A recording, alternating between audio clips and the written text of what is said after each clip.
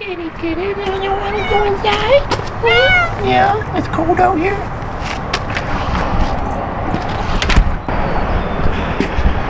Hey, it's not a Chevrolet, look at that.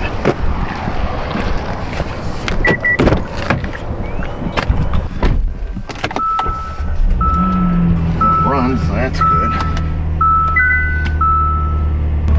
Hey there, viewers, and welcome back to the Self-Made Auto Channel. Sitting in a Hyundai, I can't remember what year, I think it's 16, could be wrong. Santa Fe, as they like to call them. What was I going to tell you? It's got some clunky clunk. You hear that? It's got some wicked clunk, as they say in Mass. It's wicked bad. And I believe it's in the steering rack, in which case Hyundai has a service bulletin on it, and it's not your typical little plastic coupler that goes on the drive motor. Anybody who works on Hyundais and Kias knows about that. It's a 10-cent part that costs you a couple hundy by the time it's done. They have like a I guess it would be similar to a Lovejoy coupler, if you will. I don't know where the term Lovejoy came from, but that's what they're called. And it's that rubber device that goes between three cogs, like on a horizontal shaft engine, like on a log splitter or something like that, and then it has that little rubber coupler between it. Well, Hyundai used something very similar on their electric power steering system, and that's what I thought this was going to be initially, but evidently this model doesn't use that, at least from my research. However, there is an issue with the yoke that goes into the steering rack, and evidently it's repairable without replacing the entire rack. And I don't know that for a fact, but we're going to double check this, see if this where this clunking noise is coming from. And if it is, we're going to attempt to fix it instead of replace it. And if that fails, I've got a plan B because I bought a rack anyways. So the sound is radiating up through the column. We can take a little tube here. Let's see, how do we work this thing? We'll just click that. Give it some blowy. We're on high. Let's rock and roll.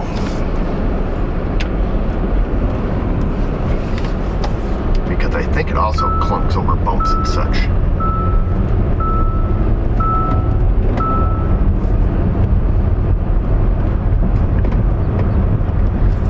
We'll just go around the block one time here.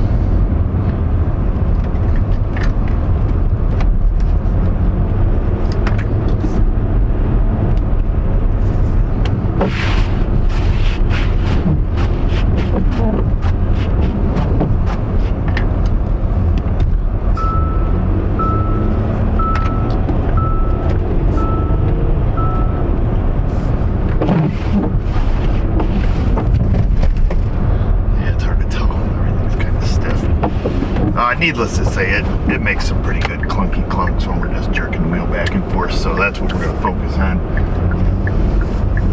That's a customer complaint.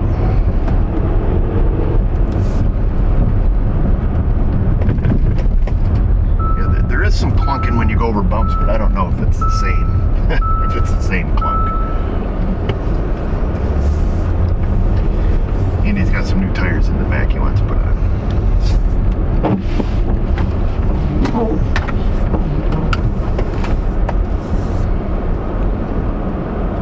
2017 she was.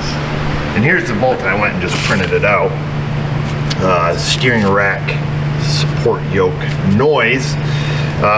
Some Sonata hybrid, Santa Fe's, and Azera vehicles. A yoke noise may develop in a steering rack. This provides information on how to diagnose the yoke noise and replace the yoke, not a yak. Covers a lot of years. 11 to 18s on the Sonatas, 13 to 18 on the Santa Fe's. Okay, here's all your stuff you need, the special tool, the parts, they're all quite inexpensive. And then here it is. So if a rattle type noise is heard when driving and turning the steering wheel that is coming from the steering rack yoke support area, use following procedure to replace the rack support yoke assembly. And then that is the yoke area. I got you locking the wheel. Just popping her out there real quick like a bunny. Changing a few parts. Yada, yada, yada. Doing some torque specking. So let's get her up in the air and see if we can 100% definitively say, yes, the noise is coming from that area. And if so, I've got the stuff, and we'll give it our best attempt. It'd be really nice if that was just accessible without dropping the rack, but I highly doubt that.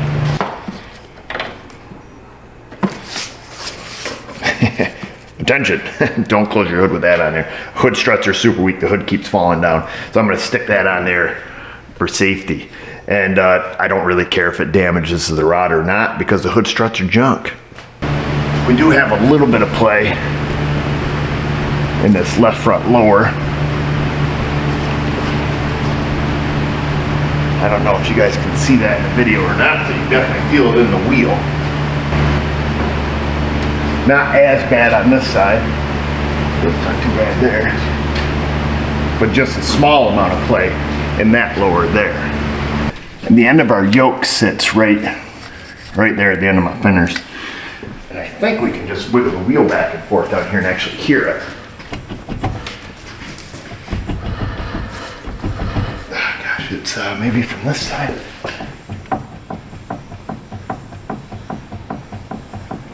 So you can hear that knocking up in there. This side's a little hard to tell because we have a ball joint as well, but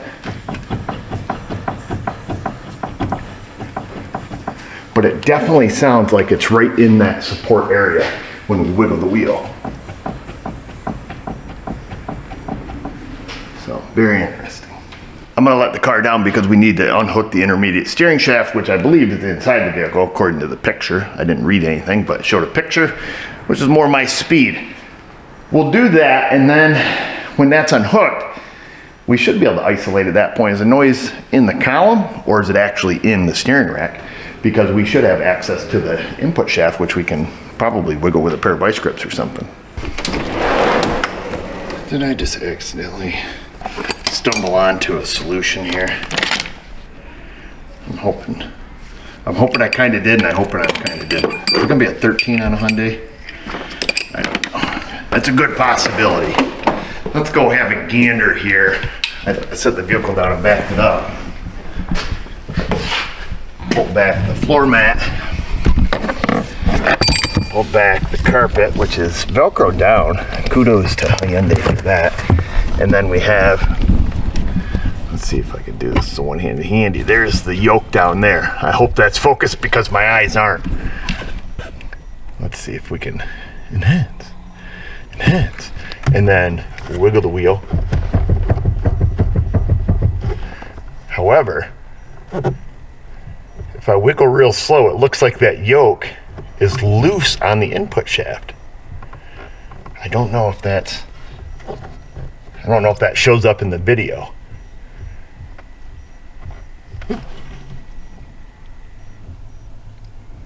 But if I go slow, I can see it just barely rocking on that shaft. Dude, if this noise is just coming from a loose bolt, this is going to be kind of silly. Well, it'd be great. It'd be great for the customer. Stand by. Got to get you propped up here. And that's what I want to know is if this is just a loose bolt, I'm going to feel like a ding dong. I'm already a ding dong. I should have brought a 12. I knew I should have brought a 12. Why didn't you guys say, bring a 12, you idiot? I knew in my heart it was going to be a 12. But somehow I convinced myself, like, no, it's a 13, bro. Okay, here we are. The 12 mm. Let's just see if she's loose.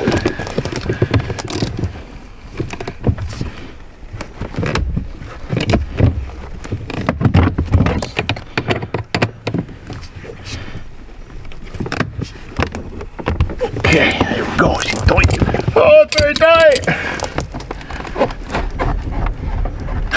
Motherfucker.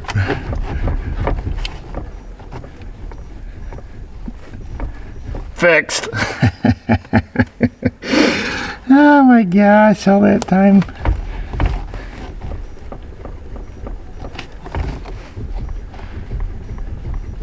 Dude, that's awesome. Oh no, never mind.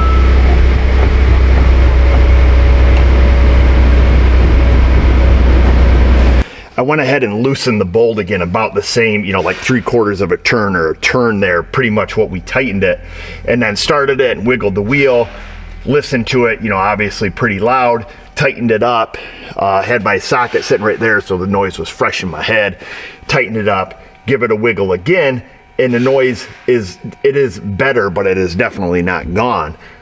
I think we're still going to be on the right track here, but that's kind of bizarre. I wonder how that's, you know, how that got loose. That seems kind of weird because it has all the yellow paint stuff all over it, like from the factory, so who knows. Free tip for you if you don't have a steering wheel holder. Every car comes with one fully equipped from the factory. After 1964, I think, somewhere's around that area. That I don't know for a fact, but there we go. That's gonna keep our wheel from spinning round like a record baby. It's okay that once it comes unhooked that it turns a little bit, but this will keep it from doing a 360 no scope. I removed the bolt, now I'm just gonna reach down and wiggle out the shaft. Once the shaft is unhooked, just want to feel that little U-joint. They typically don't go bad inside the vehicle. That feels great. Now just hold some resistance on the shaft. Squeeze it like it owes you money.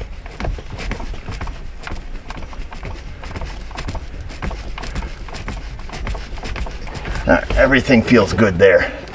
The input shaft is a little too low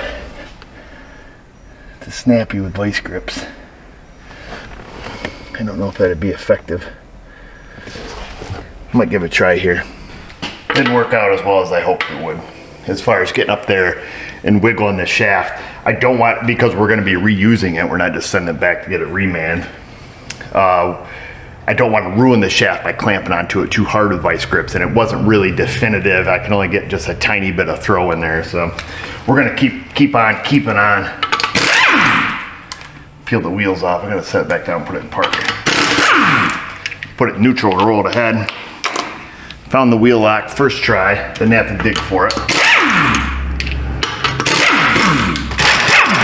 I'm gonna unhook the sway bar on it. I went through and sprayed the stuff with the blaster. Motherfricker! Guess we're gonna need a pry bar. We have a wrench right here. We pry it on our bar enough to. Mother of pearl! The other side is unhooked. She got some spring in her step. Because we're running at full droop right now. She must be bound up in the bush. Ings. Actually, you know what? I'll stick that lift so she doesn't vibrate down. Sway bar link still feels good. It's very tight. So it's on the other side. Let's unhook the tie rod end now.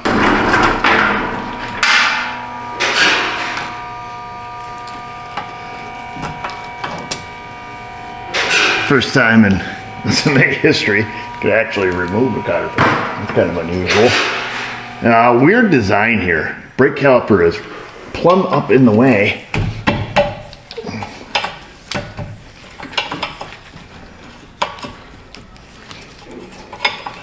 The castle nut here seems to spin okay. And BB Blaster sure does work well.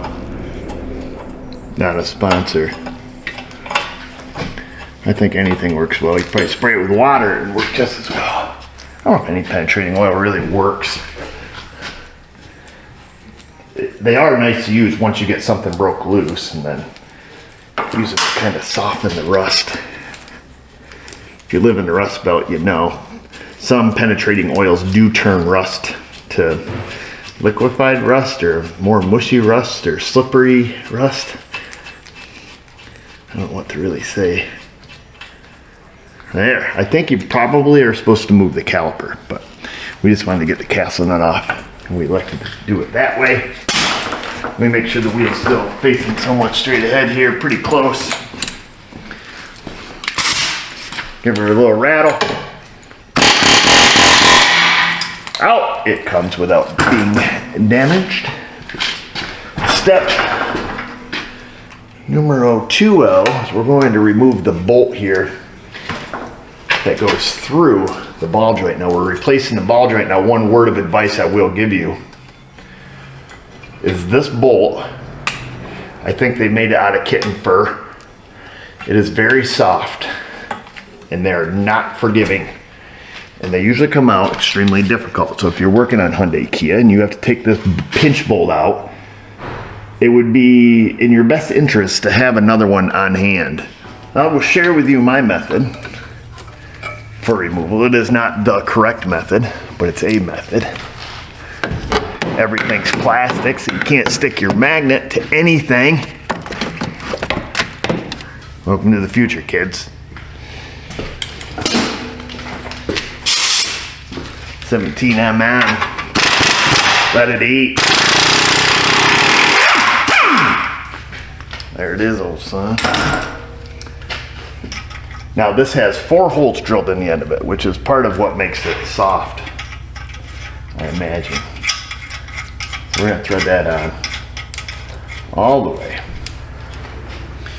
We're gonna grab our smasher basher, SP Tools, click it up on there. We're gonna hit that old thing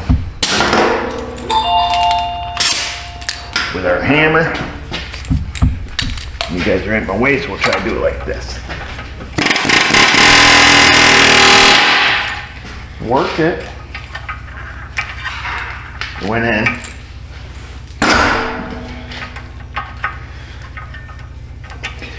And more often than not, it shows over. Usually it boogers up the thread. Like I said, they're very soft.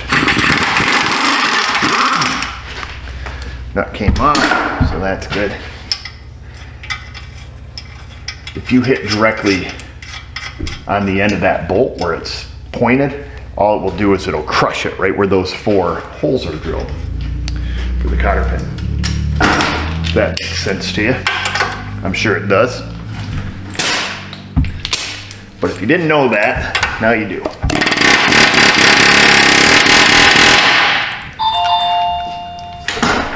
These things go hard all the way. Just gonna try to get this one out for demonstration purposes. I do have new ones, so it doesn't really matter. All right, I think we have it moving now. This is where it usually all goes wrong. Go like that. If you do it like, hey, I'm gonna be quick, it usually salvages it. We have it right here on the floor. Let's see, did we destroy it? No, sir, totally salvageable. You needed to, but you can see its weakness. See them holes in there? If they only drilled 1 hole, perhaps it wouldn't be as weak, but drilling all 4, like I say, if you don't put the nut on and hit it like that, and you just hit it on the end, it turns into a cute little mushroom. Ask me how I know. I just know. I'm a dad. I'm grumpy. I drink beer. I know things.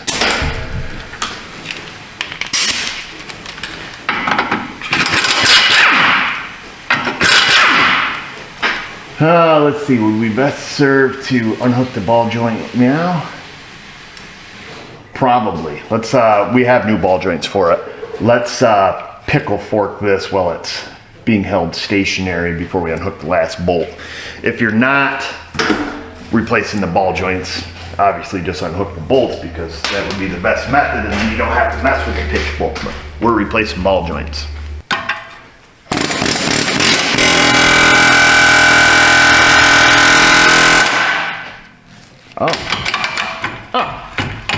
That's how you want to play, huh?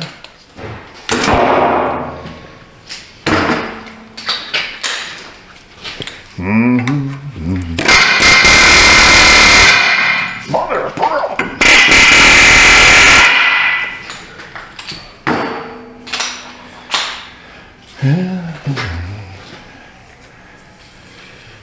I don't like giving the knuckle the old spreadaroo if we don't have to. Sometimes you work them in and out, it helps. See what I'm saying? You gotta calm down, man. That's how that goes.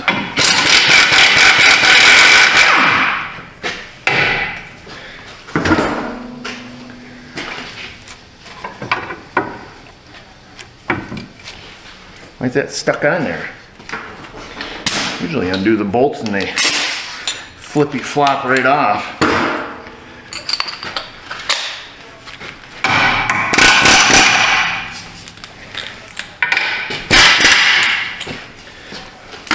Just need to give it a little what's up. Alright, so there's that, and there's your ball joint. Of course, you know, the boot and crap on it's junk now, but there is the question there. I see in the comments people want to know, well, how do you know the noise isn't from the ball joints? And I would say experience, I guess, if you will. I've never seen a lower ball joint on, you know, a McPherson style suspension generate a clunking noise when the weight is on the vehicle. Certainly when it's up in the air and we give it a little, I've heard them clunk. And of course there's always those rare instances where, like, you know, it's ready to fall off, the whole family's about to die.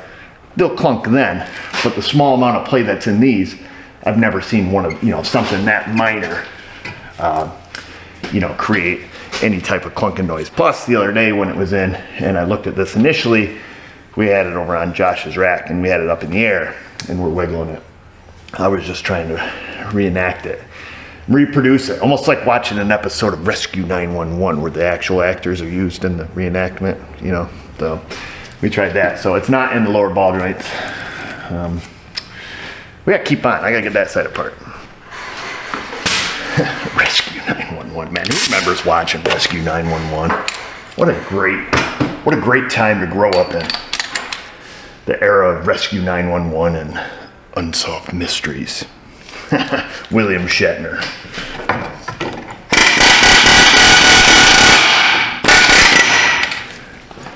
Unsolved Mysteries. Rescue 911. Full House. Home Improvement. Gosh, I miss those days. TGIF. We no longer have TGIF here at SMA because we're running that 410s. We now have SHIT, I call it, the acronym I made up for it, which means so happy it's Thursday. Because, well, we don't work on Fridays. All right, let's drop this frame. This car has a very strong odor coming out from it. Not from inside of it, but from under here. Very, very strong cat urine-y, which is weird.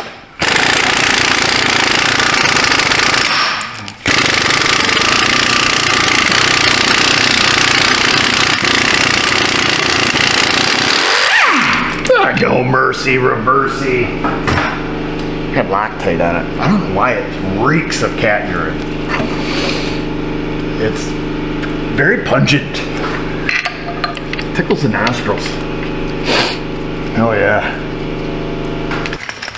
So far, we've used two sockets, a 14 and a 17. And we've been able to disassemble the Hyundai. 1, 2. Buckle my shoe. Where's my 17? Hey-o! Oh, you little tricksters.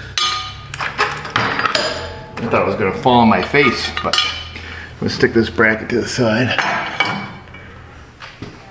Looks like a 19. It is. 14, 17, and 19. That's all you need. Fix your Hyundai. Look at this bowl. See the double ender. Whoa, turn the light. Double ender. Plastic.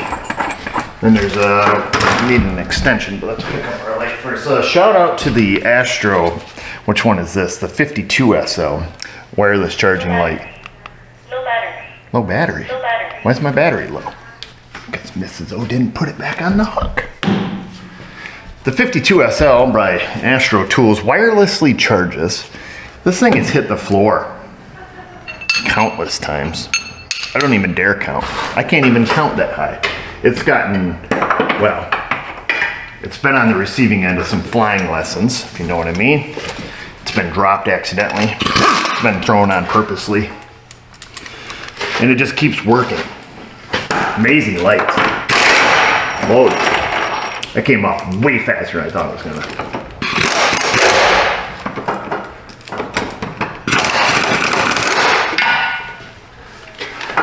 I believe that's it, just 2 bolts per side. Is that it? We'll find out if it isn't. We do have an exhaust hanger here. We probably should unhook that, right? We don't want that getting gone. Here he comes.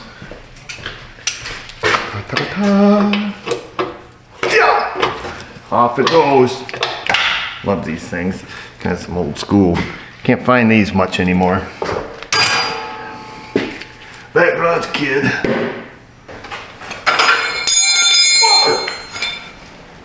Back when I was a kid.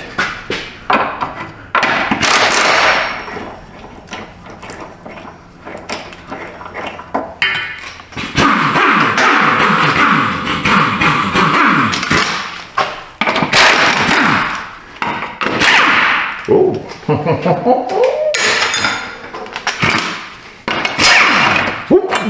Hello. Stick this up there.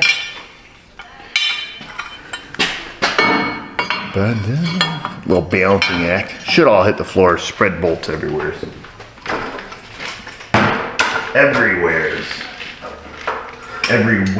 I think it's coming today. You gotta quit putting an S on the. I didn't even know I'd put an S on the everything's. You know? You knows?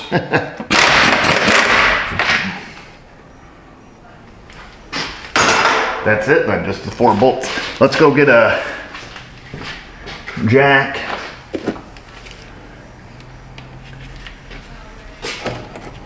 Is there anything that needs to be unhooked up here? I'm not sure. I thought that would come undone. Steering shaft. Let's get a jack under here before we hit the stupid level. And we'll let her down. I think we need to unhook this little plastic thingy up there. Get this right out the way.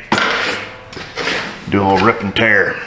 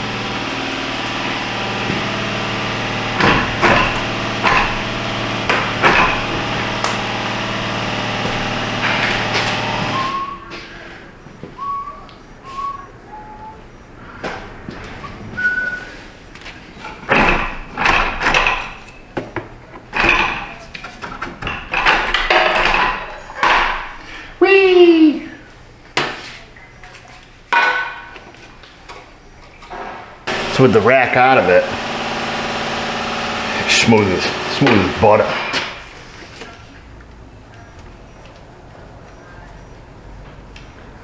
I don't think there's any way to hold enough resistance against it to hear anything. Unfortunately, we just need to go with what we know. Go with what you know. I'm going to make a song about that. I'm going to call it "Go with What You Know." Should be something we already have out, like the 17 again. We don't have that though. Let's see if we can find it. Way in the back.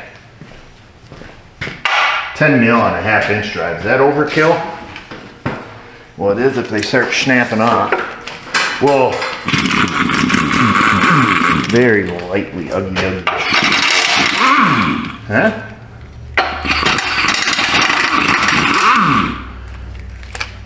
That's all you gotta do. Making sure it can't fit 2 ways before we mark it. Ooh. Ooh.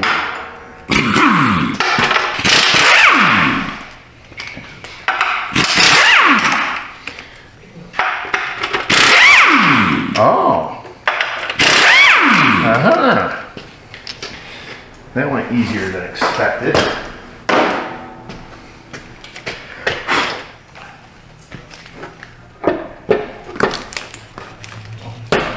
And that, allegedly, is the yoke. I don't know what to expect from this as far as level of hardness to remove it. I don't know if these are a pain in the hoo-ha, if they're a complete waste of time, or if there's a couple Hyundai guys watching that thinks this is really painful because they do these in 8 minutes. Best I got, folks. Step 1 is to remove this lock yoke. We're probably going to be putting this in the vise, I would assume. Let's see, what's going to be my best advantage of the leverage? We'll try it right here. Let's see, ready? 1, 2, 3. Oh, did it? Oh, that's getting ready to really give her a rip. And I guess we didn't really need to.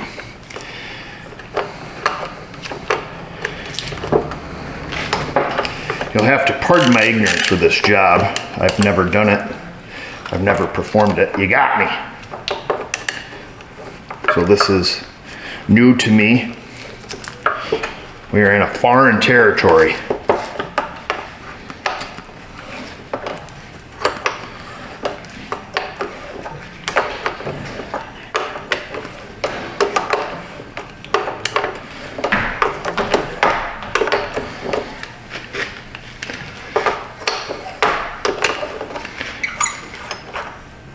There it is. And then ultimately we're going to put this tool in the drawer of tools that are never used again. But we have it if we need it, or if some other shop needs it that wants to borrow it, they can. Let's grab our paper here. Step 1, secure rack and a vise, yada yada yada, da da da da da. Loosen and remove the yoke plug and discard. Remove the yoke spring. Do not discard. It will be reused during the reassembly process. So it's that guy there. And that appears to be of the 19 mil, but it's not, it's 17. You notice I said it appears to be a 19. All right, that's turning the whole pluggy plug. And I'm guessing that's what it's supposed to do.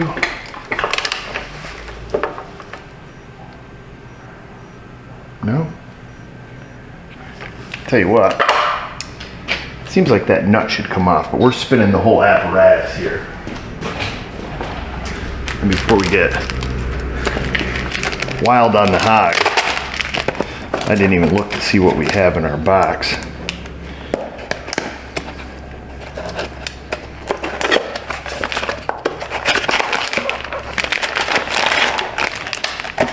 Easy, fella. A couple squirty squirts, and yeah, so the entire plug assembly does come out, and there's our new yoke. And there's our new lock nut. Okay. Just wanted to make sure.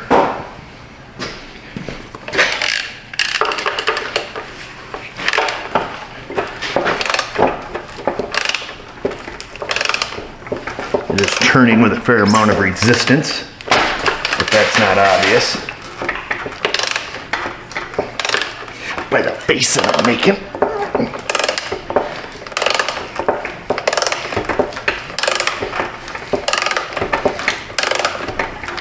Hyundai forgets to tell you it's under 3,000 pounds of force. Spring pressure, let's hope not. And let's also hope, motherfucker, I hurt my fingers, that we're not taking all the threads out as we go.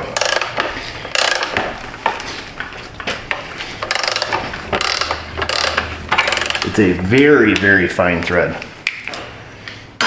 Almost a very, very, very fine thread.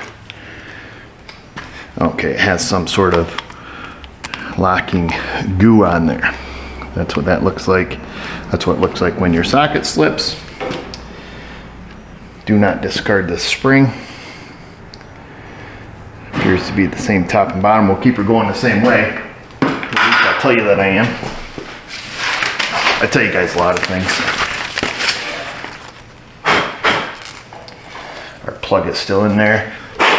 Give it a 2. Step 2. Clean the threads and interior of the yoke using isopropyl alcohol. Use only isopropyl alcohol to clean the threads and yoke plug housing. Thread should not be contaminated with grease. Support the yoke and discard. That looks like they're using a pair of snap ring pliers. Just anything probably to expand in there and get a hold of it. So what they want us to do, I think they said use some brake clean. They want the threads cleaned out, probably from all of the old Loctite,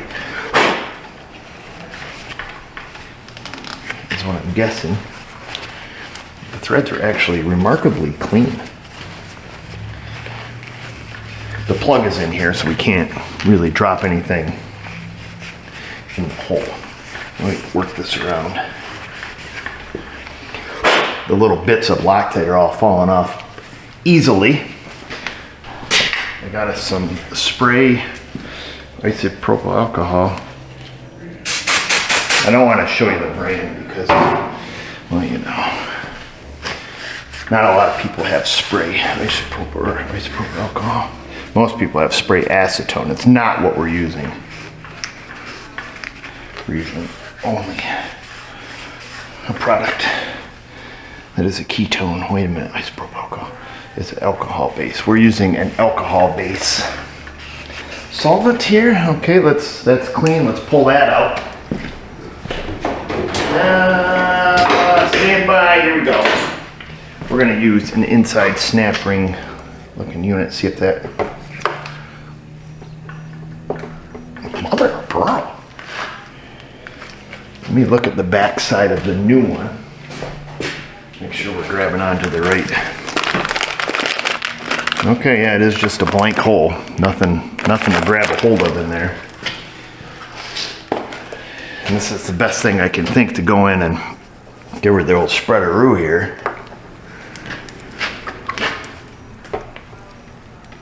How the frig is that supposed to come out, huh?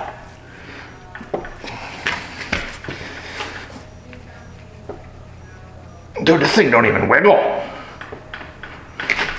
What happens, I mean, it shouldn't make a difference if we wiggle the shaft.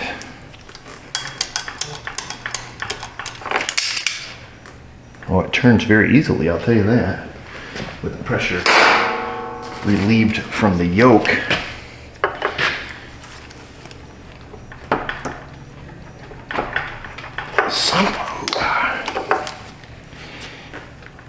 Try wiggling it in this direction.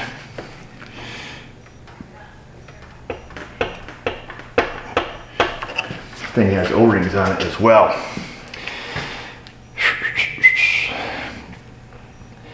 Come on, Rocco, you gotta think here.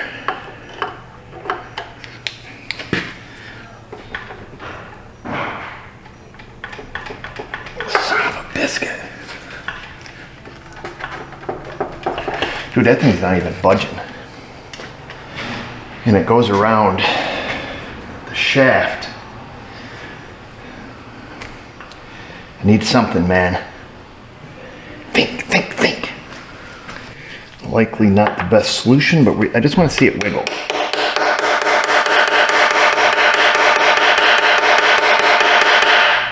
Oops, we don't want to lose those. Where's the other one? Let me just make sure I don't lose these washers here on this body mount. Oh, okay, the other one is still up on the vehicle. Alright, if you're taking these down, there's a couple washers.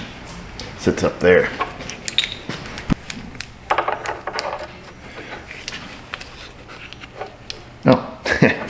Well, that's your trick, folks, right there. Knocking easy out, and I was just going to try to make it wiggle a little bit. But that's how you get those out. So I learned that at Hyundai.com. So that's easy. That makes it easy to do. Tell yourself easy out in there. Boy, that's interesting. It came up quite smooth.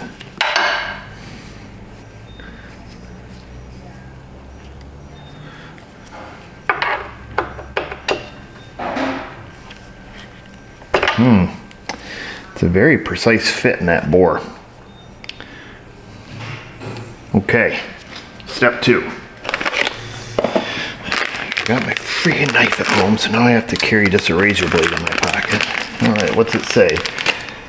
Clean out the remaining debris, which our debris is clean. I'm happy and satisfied with it. There's the old one. We'll take a lookie for comparison. I'll be dipped. Whatever they use for a bearing material here in the middle, you can see that there's a couple machined grooves in there, and you can't see them anymore on the OG. Hopefully that shows up for you.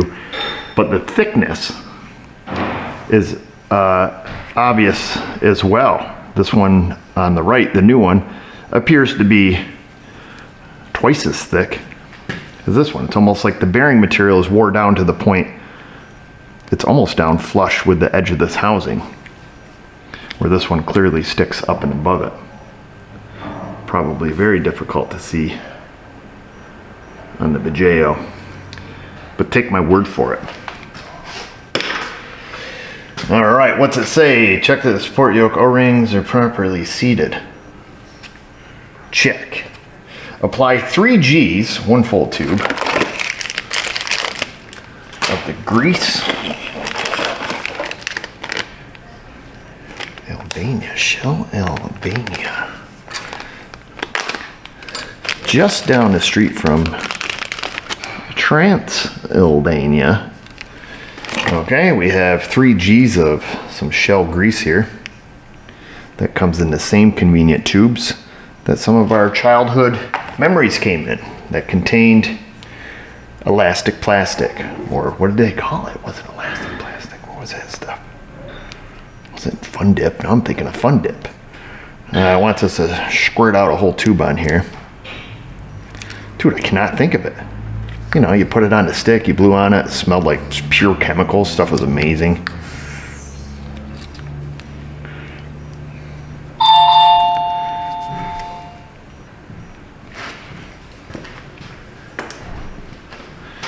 Okay, let's see. Apply 3 G's of grease, 1 full tube on the center of the yoke liner. Be sure the grease does not push out onto the housing threads when installing the support yoke. Apply a thin layer of grease on the outer diameter O-rings of the support yoke. Apply a thin layer of grease where the yoke spring sits in the support yoke.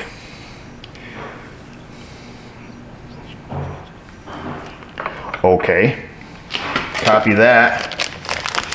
Where the spring sits in the support yoke.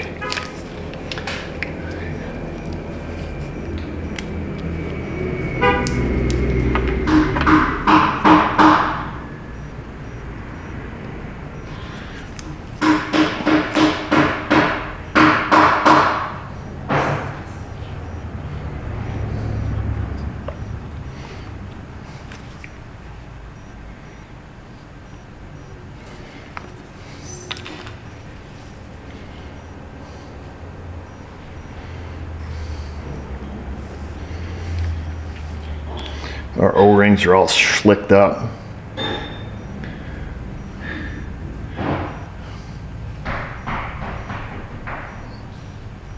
Our bearing surface there is all slicked up.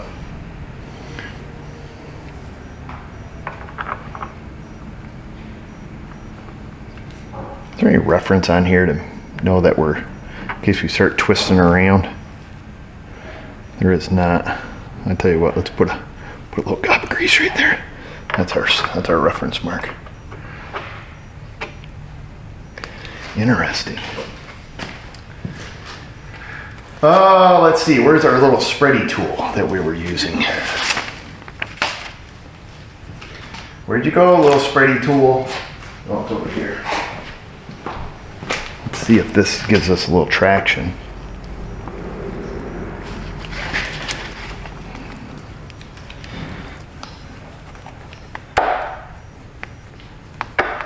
Yes, sir. Okay, that's down all the way, oriented in the correct right way. And let's find a rag. It says not to have grease in the threads. There's grease all over the threads, just FYI. That's how we do it. So we'll wipe that off.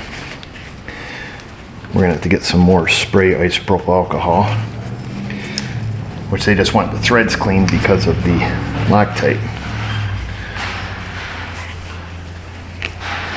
That's my assumption.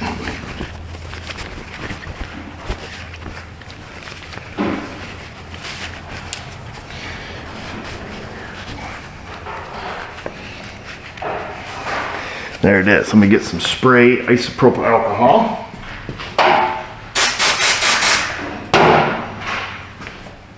Got it.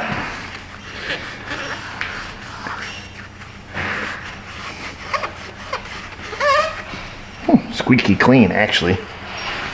Literally. Okay. And then it says that we need to have grease on this portion here where the spring goes. That's where the spring goes. We'll give it the old pinky finger.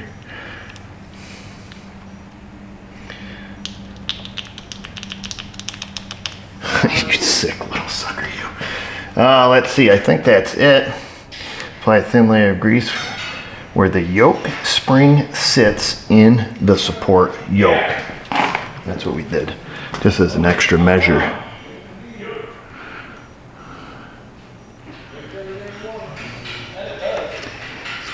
There it is. Let's see, ensure that the curb H of the sport yoke is lined as shown in the photo to the right.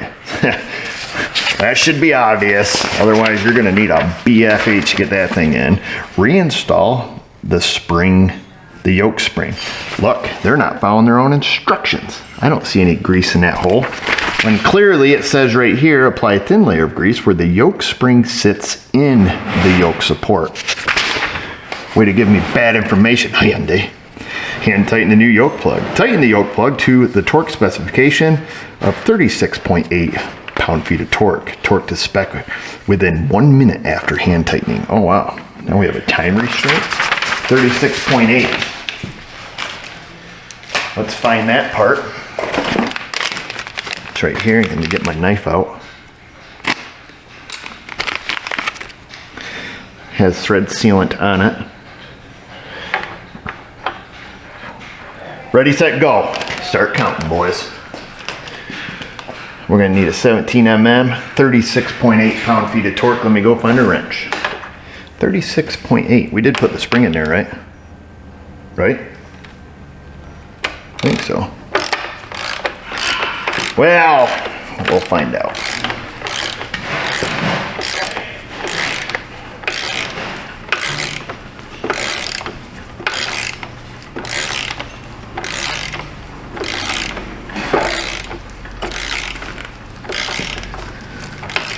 We only have 1 minute to get the job done. Here we go, 36.8 is our goal. Dang it, now we've got it way too freaking tight. 37.1 is where we ended up. All right, that's the end of step 2. Yada, yada, yada. Create one mark on the housing, which is aligned with the pre-existing mark on the yoke plug. Oh, there's pre-existing marks on the yoke plug. How interesting. Okay, create one mark on the housing, which lines up with one of those. Let's get a paint marker. I've got one here. Doesn't matter which mark. We're gonna go on the leading edge here. I'm gonna put the mark down the side here because I think it's gonna get covered up with the nut, is my guess.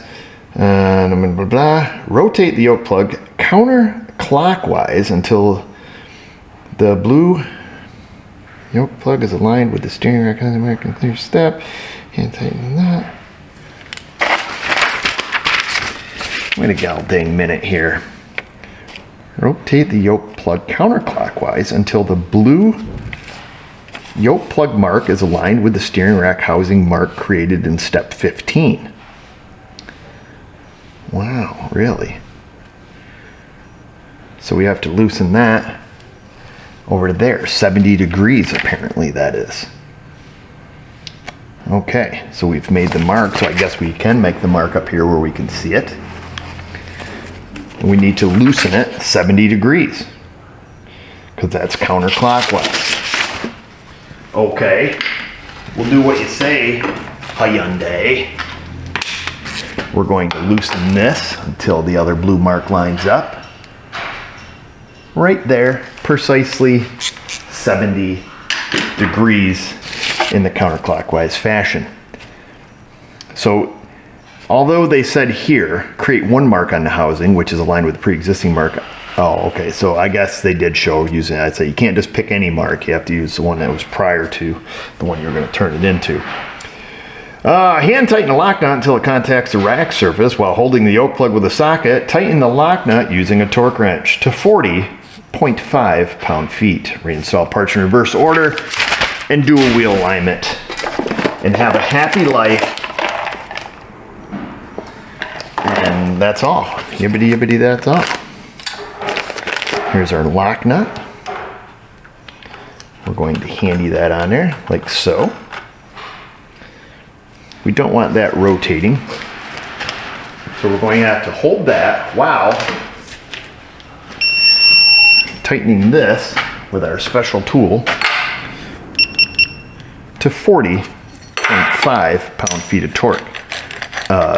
We need an adapter kit, just like Johnny Cash had when he was building his Cadillac. A little help from an adapter kit.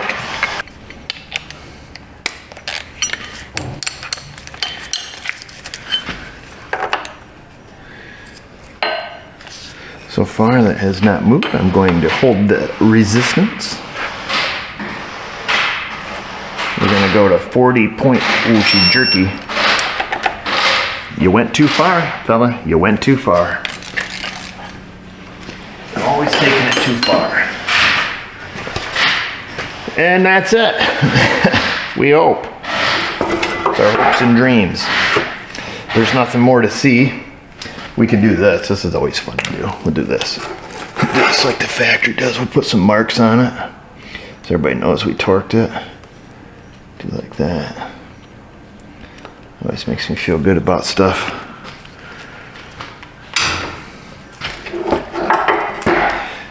I'm going to get the torque specs for all of this naturally. We're going to torque the crap out of this stuff.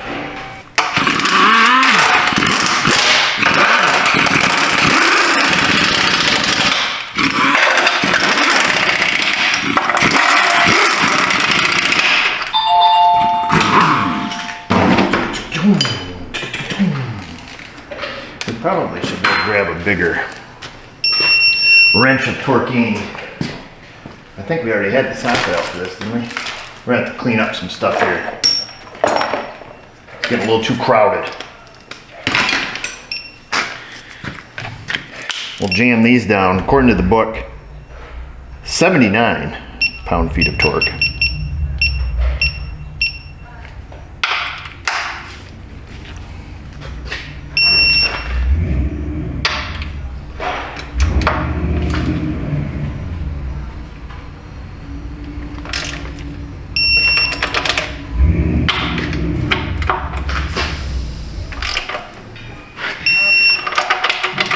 Sounds like there's some muscle out there. There it is. All torqued up, specs. Let's slap this little guy in there. Not before we install the shield.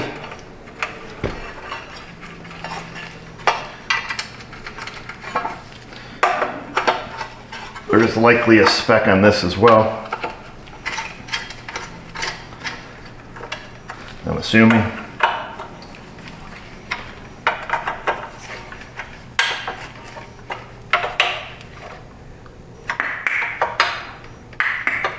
And that was it. You know what we should do? What would be the wise thing to do is to see if it still steers. It feels as if it does. Oh, buttery smooth. We need to leave our paint mark facing forward. I probably should have told you prior to getting to this point. Mark your shaft when you unhook it up inside the car. Not a big deal if you don't, but you can be way off. Then it's a big deal. I like to just mark it with the opening, the split in the yoke that goes on there. If you're off a notch or two, your alignment guy can take it out with the tie rod ends. But usually what I'll do is I'll put the rack in, take it for a little toot, and if I'm more than a quarter turn off, I'll unhook it, move it to spine, and drop her back on. Need some coffee. Wow. Just give me a warning. Here's your warning. Coming in. Coming in hot. Hey, where's my kitty? That guy. Me, kitty. Come on. Come in here. Yeah, she leaves you out cold to survive. Come here. Come here. Hi, baby. How you doing? How you doing? Yeah, I know. I know. Is that orange cat out there by you today, Luna? Huh? No, he's not. You come tell Pop if he does, because we'll take care of him. Yes, we will. We just needed a break. So you came to see me? You can get some coffee. Cold coffee or hot? Let me open the door for you. Ready to go. You want a treat? Yeah? Come on. Come here, I'll get you a treat. Get up there. Come on. Up, up. I got her trained. Come on. See? Yeah, you're so smart. There you go. Here's some temptation. Like we need more of that in our life. There you go. There you go, girl. I can't record on this side. There's too many things, too many names, too many important documents.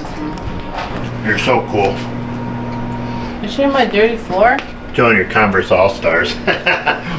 You're laughing at me. No, I'm not You laughing. say I'm cool and then you laugh at me. No, I'm just saying it's cool. Your fancy pants and your Converse All-Stars. Hey, man, what's next? Aquanet and bangs. I got some hairspray in there. Do it. I can make them Can taller. you do the wings? Oh, yeah. Beside your ears? I'm pretty sure you saw me this morning, right? I did. You didn't see what was going on there? Looking at your hair, old girl. Oh. Alright, you know what I mean? Wink, wink. Yeah, you should get some at the Aquanet. Let's go full 1990. No. Let's go full 1990. No. We were just talking about TGIF out there. And And about? William Shatner. And what about SH? I told him about the SHIT. That's my acronym for the So Happy It's Thursday. Best fucking dad ever, that's right. My children got me that mug. Do you want to go back outside? Are you going to love me and leave me, Luna? It's okay. It happens. Have fun. Have to come back and get serious now. Get some new gloves. Here's our new ball joints. Here's our old parts I left on for show and tell for later. Wow, this is new. We have to install. Best ball joints on the planet. The TTX. Oddly enough, made by Avoca. 99.69% of their stuff is absolute trash, but these things are phenomenal. I wish they would put the effort in the rest of their blue booted stuff that they do in this, because these products are great. The rest of the Napa chassis stuff we get is absolute trash. I mean garbage. I mean embarrassingly poor quality.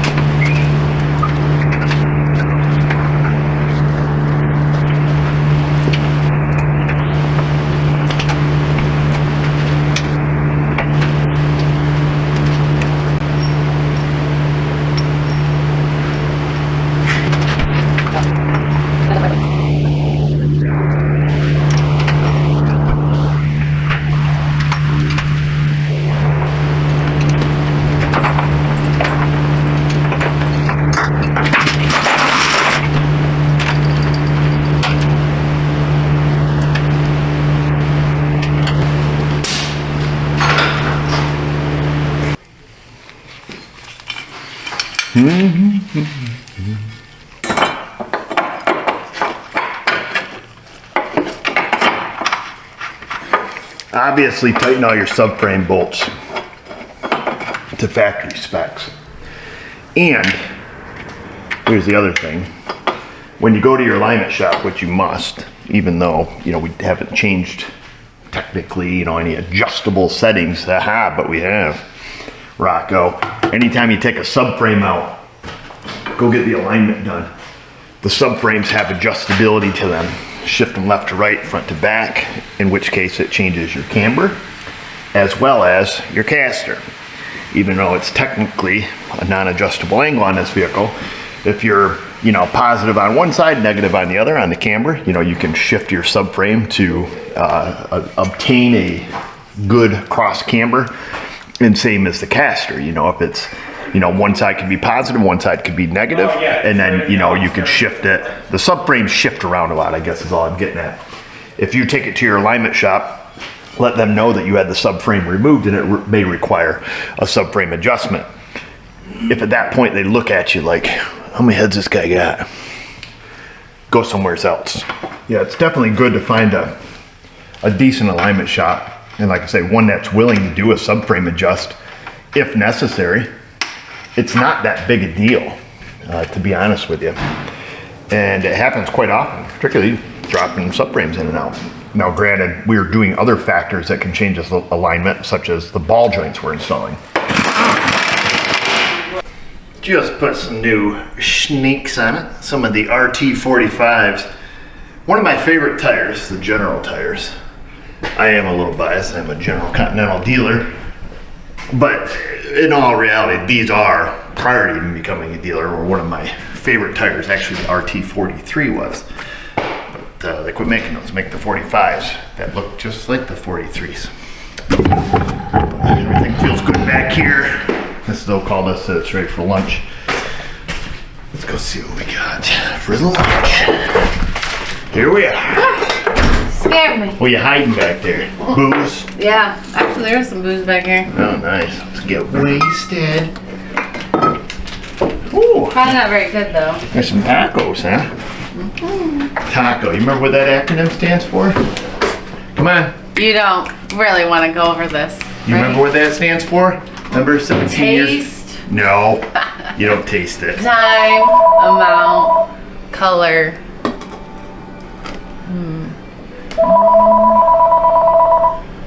Think about it. I don't know. Odor. Odor. Oh, we gotta answer this. Gotta answer it to customer. Okay, great. I don't think people know the acronym you're referring to. In case you don't, it's from childbirthing class. When a woman's water breaks, you just gotta remember the taco. Time, amount, color, and odor. So get down there, give it a sniff. Approximate how many milliliters of liquid came out and see what time it was. Because after 24 hours, you gotta get out the jackknife. Because she's gonna need an emergency C-section.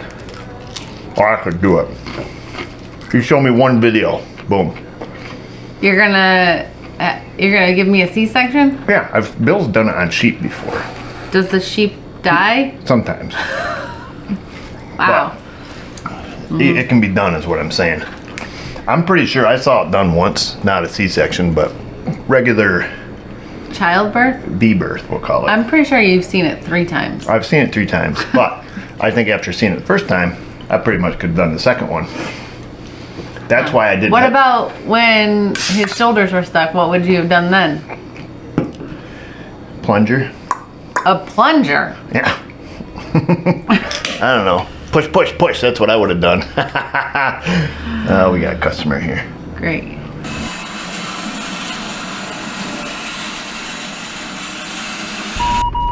Uh-oh. It means there's a car coming. Don't back up, it means.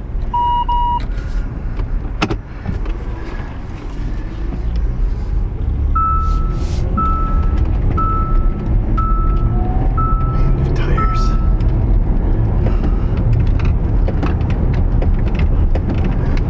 Oh, wow. Even I'm excited. And we even have the wheel. Well, let's get up here around. Get up here on the flat. Actually, let's drive in the middle of the road because that's the best way to tell. Wow. We have our wheels somewhat close. We've got a pull to the right though. She's definitely drifty. We got to get the alignment done. Oh yeah, she drifts like crazy. Best way to tell is to actually drive in the middle of the road. As silly as it sounds, the crown, if on the crown, if all of a sudden you still drift, because look, I'm not touching, but we're still drifting hard right, and we're on the wrong side of the road where the crown swoops to the left, then there's a problem. Either have a radial pull from a brand new tire, which I doubt, because I haven't really experienced that much with these tires, or we have an alignment issue. Remember, camber high, caster low, that's the way the car will go. At least that's a little nursery rhyme me Ma used to tell me, but it's true. So we still need to go get it lined up. Oh my gosh, that's so... I'll wait for this guy to go before we give it the wiggle. Wiggle, wiggle. Oh, we'll wait for this guy.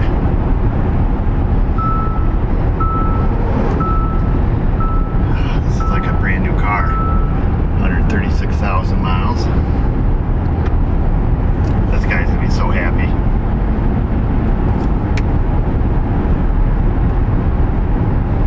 It was super clunky before. I don't know how well the camera picks up the noise that it was making prior, but it was pretty clunkety clunk. And it's super cool that you can get the parts to fix that rack as well as the tool. All right, let's go down here.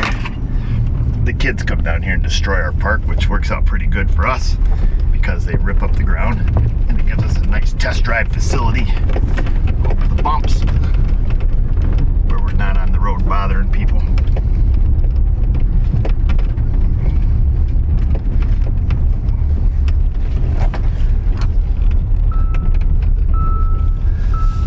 Kind of nice because the village quit fixing it, because every time they fix it, the kids come down here and destroy it.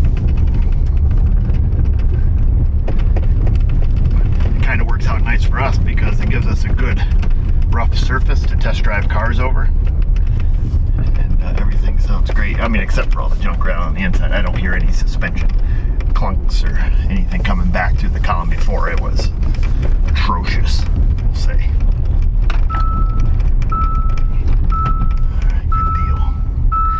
Well, I don't want to drive too awful long. We gotta have Josh get her all lined up for us here sometime before the end of the day.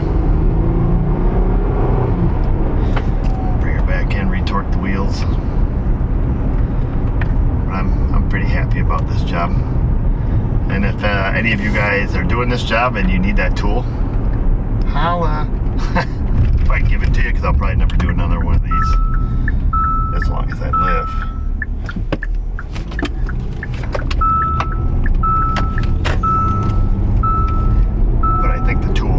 $20 or something, right? I bought it right through Hyundai.